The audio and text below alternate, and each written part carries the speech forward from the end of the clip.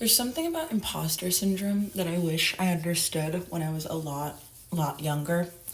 I remember feeling imposter syndrome like it felt to me like so much worse than everyone else. I almost felt cursed, like the mistakes that I had made in my life or the things I didn't have that other people had was this monster that was going to creep from the woodwork and destroy anything that I sought to build.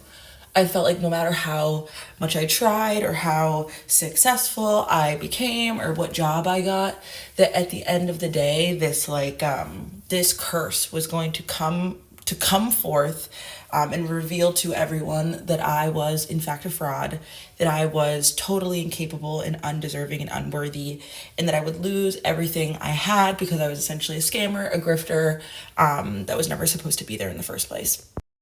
I started to notice though was as much as I felt like not good enough, there was like another side to this coin, right? So if somebody told me that I couldn't do something, alluded to the fact that I wasn't good enough for something, if I saw other people doing something and I felt like some level of competition or like they were looking down on me in some way, I would rise to the occasion as hard as I could, almost to prove them wrong, to demonstrate my worthiness, even if I didn't feel it myself. It was sort of this thing of like, okay, I'm allowed to think that I'm worthless.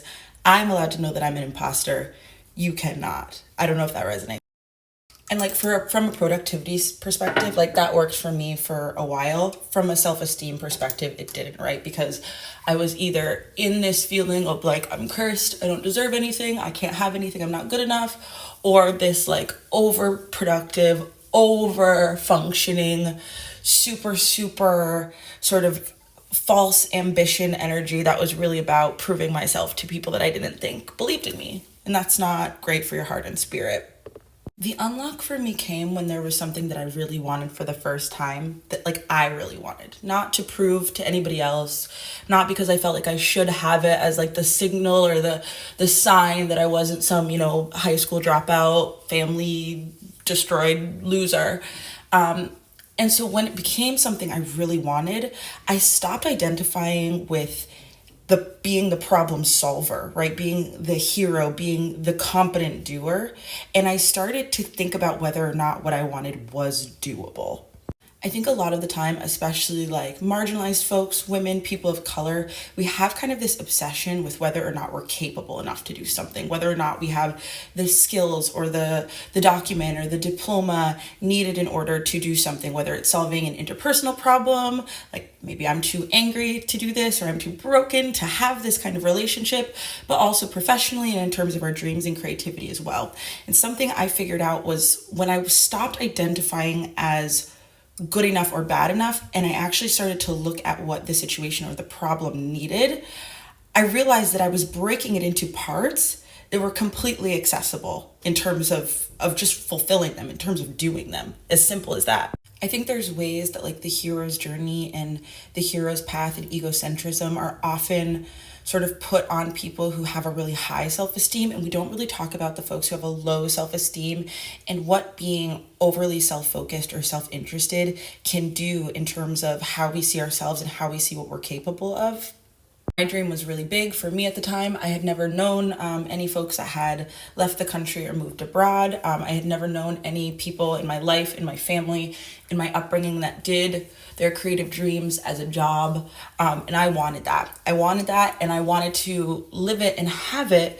And I started to map about it. And when I started to map about it, I realized that I wasn't thinking so much about myself anymore, as in whether I was good enough or bad enough. I was thinking about how do I take this really big thing and break it into parts, because there's two things that come to us in life, I think, that can test our ability to rise to occasions, to have the things we want, or to feel helpless and stuck and worthless. And I think sometimes it is an issue of capability, not in the way that we think, right? Or it's an issue of the problem itself seeming so big because we haven't explored it and broken it into parts.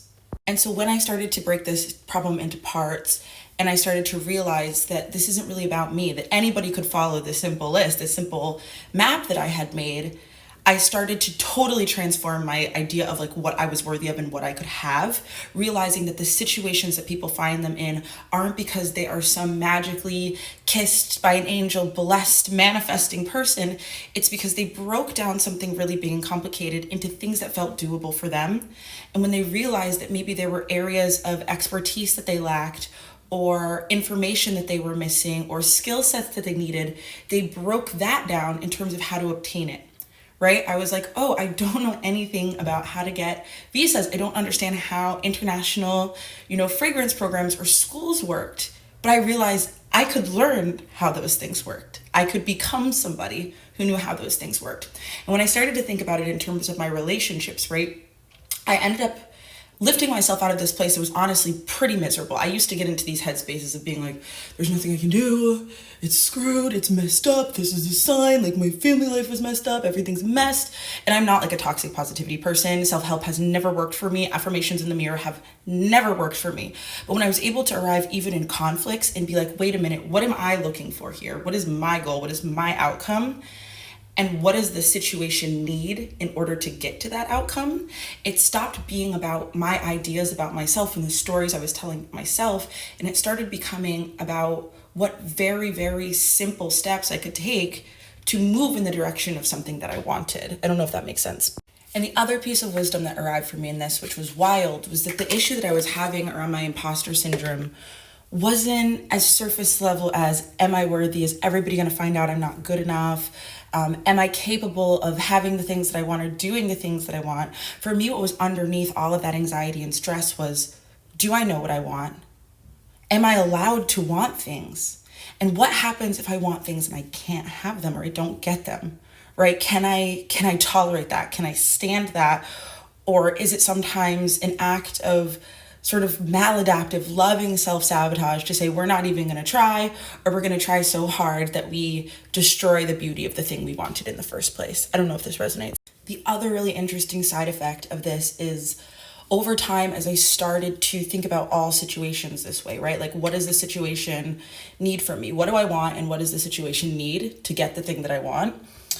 I also started to notice that instead of feeling like I was incapable all the time or like I was faking it all the time, I started to get really, really good at resourcing myself.